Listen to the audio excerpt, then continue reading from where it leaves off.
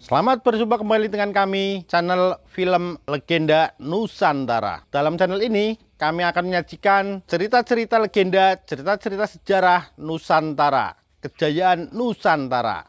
Semoga kita semua akan menyadari bahwa negara kita, Nusantara, adalah negara yang sangat luar biasa. Salam NKRI. Kidung Senja di Mataram bagian 95. Sudahlah, Malangkoro. Ini bukan urusanmu, sebaiknya engkau menyerah untuk kutangkap dan kubawa ke Mataram untuk diadili. Babo-babo, sekali ini Malangkoro tidak akan menyerah kepada siapapun, kedok hitam. Kalau memang Andika seorang laki-laki jantan jangan pengecut, aku tantang Andika untuk membuka kedokmu dan mari kita mengadu ilmu sampai seorang di antara kita mengeletak tanpa nyawa dan pemenangnya berhak memiliki mawarsi. Kalau engkau menolak, tidak berani membuka kedokmu dan tidak berani memenuhi tantanganku, maka sebaiknya engkau kembali saja ke pangkuan ibumu sebagai seorang pengecut hina. Jahanam keparat engkau, Malangkoro. Seperti seekor burung pandai mengoceh sebelum mati, engkau membuka mulut seenaknya saja. Siapa bilang bahwa aku tidak berani membuka kedokku dan menerima tantanganmu? Nah, lihat baik-baik siapa aku. Malangkoro. Dengan hati ngeri, Mawarsi dan Bayu memandang kepada kedok hitam dengan penuh perhatian. Sekali ini mereka ingin melihat wajah mengerikan di balik kedok hitam itu. Seperti tadi, kedok hitam menggunakan kedua tangan untuk membuka kedoknya, akan tetapi tidaklah secepat tadi dan ketika akhirnya kedok itu dibuka dan disimpan dalam saku bajunya, kembali Bayu dan Mawarsi terbelalak, sekali ini bukan karena takut dan ngeri, melainkan karena terheran-heran. Kakang Mas Aji. Hampir berbareng seruan ini keluar dari mulut Mawarsih dan Bayu. Kini wajah yang muncul dari balik kedok hitam itu bukan wajah mengerikan seperti tadi, melainkan wajah Banu Aji. Akan tetapi Mawarsih mengerutkan alisnya dan sinar matanya membayangkan kemarahan. Kini ia mengerti. Yang menyamar sebagai si kedok hitam tadi adalah Aji, tentu dengan maksud untuk memburukkan kedok hitam. Di bawah kedok itu, Aji memakai lagi sebuah topeng yang amat buruk mengerikan. Tak disangkanya bahwa Banu Aji memakai akal securang itu. Tentu Aji sudah menduga bahwa ia memilih kedok hitam, maka berusaha untuk menjauhkannya dari kedok hitam, dengan cara yang licik dan curang.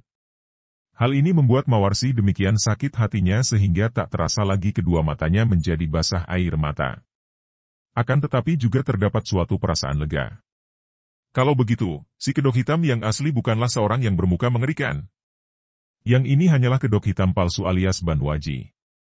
Sementara itu, menghadapi Banu Aji yang kini tidak memakai kedok, Malangkoro kembali tertawa terbahak-bahak.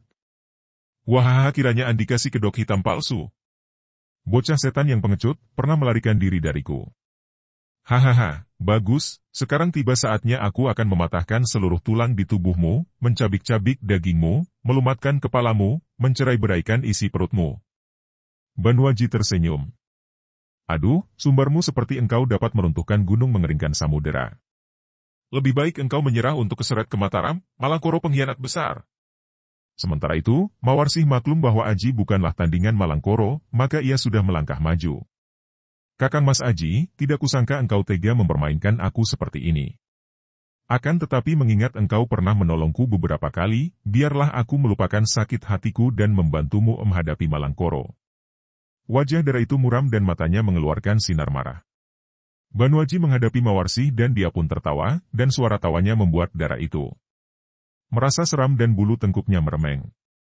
Itu tawa si kedok hitam. Kemudian ketika Aji bicara, ia terbelalak. Suara si kedok hitam.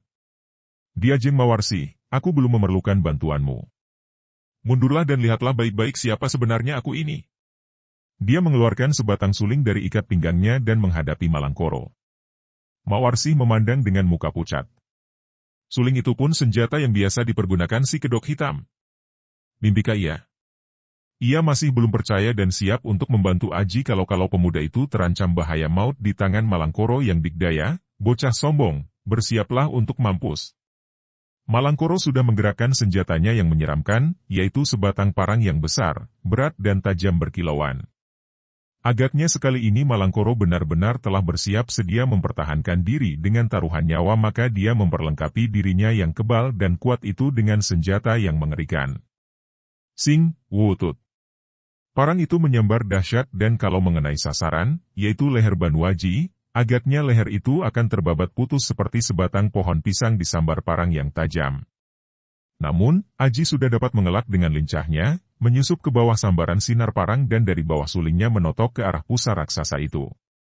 Melihat gerakan ini, Malangkoro tidak berani sembrono menerimanya dengan kekebalannya. Dia memang memandang rendah Aji, tidak seperti kalau dia melawan si kedok hitam. Akan tetapi dia merasa betapa ada angin yang dahsyat menyambar dari totokan suling. Maka dia pun berhati-hati dan menangkis tusukan suling itu dengan parangnya yang tadi luput mengenai sasaran dan diputar ke bawah dengan ayunan kuat untuk menangkis suling dan kalau mungkin mematahkan atau memecahkannya. Terang. Malangkoro terkejut bukan main ketika merasa betapa telapak tangannya tergetar dan panas, bahkan parangnya hampir terlepas dari tangannya ketika bertemu suling. Dan Aji sudah menyerangnya lagi dengan tendangan kaki bertubi-tubi sehingga Malangkoro terpaksa berloncatan ke belakang dan ketika terpaksa dia menangkis dengan lengan kirinya, tubuhnya hampir terjengkang dan ketika dia mempertahankan diri, dia terhuyung ke belakang. Mawarsih terbelalak, melongo seperti orang nanar. Ia mencibit lengannya sendiri. Bukan mimpi. Akan tetapi gerakan Aji itu. Biasanya Aji kalau bertanding hanya mengandalkan kelincahan, selalu menghindarkan dari desakan Malangkoro. Akan tetapi sekarang, Aji bahkan mendesak raksasa itu dengan serangan bertubi-tubi dan gerakannya demikian dahsyat, gerakan yang dikenalnya sebagai gerakan dari si kedok hitam. Ia merasa bingung sekali, walaupun juga amat kagum karena kini Aji sudah mendesak lagi lawannya dengan serangan sulingnya. Suling itu berubah menjadi gulungan sinar yang mengeluarkan bunyi melengking-lengking, seolah suling itu ditiup dan dimainkan. Bagaimana mungkin itu? Si kedok hitam adalah Banu Aji? Ah, tidak mungkin.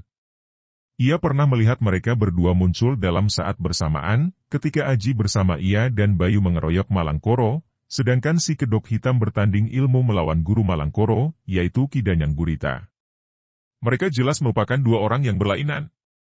Mungkin ini ulah Banu Aji. Akan tetapi karena sudah jelas bahwa Aji tidak terdesak Malangkoro, bahkan mendesak terus dengan hebatnya, ia pun tidak maju membantu. Bagus, Kakang Mas Aji. Hantam dia. Robohkan raksasa sombong itu. Bayu berteriak-teriak memberi semangat dengan gembira sekali melihat Aji mendesak Malangkoro. Mawarsi juga merasa kagum sekali dan ikut bergembira, bahkan hampir ia ikut bersorak. Sorai seperti Bayu ke laut tidak ditahannya. Akan tetapi, di balik kekaguman dan kegembiraannya, ia masih terheran-heran dan bingung. Sukar sekali menggambarkan bagaimana perasaan Dara ini pada saat itu. Yang jelas saja kagum, gembira dan terharu. Akan tetapi juga malu bukan main. Malu kepada Banu Aji yang ia pandang rendah sebagai seorang pemuda yang tidak memiliki kesaktian tinggi. Malu kepada si kedok hitam yang ia anggap sebagai seorang yang memiliki wajah mengerikan dan menakutkan. Malangkoro sendiri merasa kecelik dan di samping kaget dan heran, terutama sekali dia menjadi gentar. Tadinya, dia memang sudah nekat untuk menandingi si kedok hitam, mengadu nyawa karena dia maklum bahwa kemanapun dia melarikan diri, dia tidak akan mampu lepas dari kejaran si kedok hitam. Dia sudah nekat, karena walaupun dia tahu bahwa si kedok hitam amat sakti dan dia tidak akan mampu menandinginya, dia tetap berani untuk mengadu nyawa dengan harapan senjatanya akan dapat membantunya mengalahkan lawan yang tangguh itu. Ketika tadi dia melihat bahwa yang dihadapinya hanyalah si kedok hitam palsu, karena ternyata adalah Banu Aji yang pernah beberapa kali menandinginya dan dia tahu merupakan lawan yang tidak berapa kuat, dia pun sudah merasa girang sekali. Dia sudah merasa yakin akan dapat membunuh si kedok hitam palsu itu dan memboyong Mawarsi. Siapa kira, lawan ini ternyata amat tangguh dan dari gerakan-gerakan dan tenaganya, dia bukanlah kedok hitam palsu, melainkan yang asli.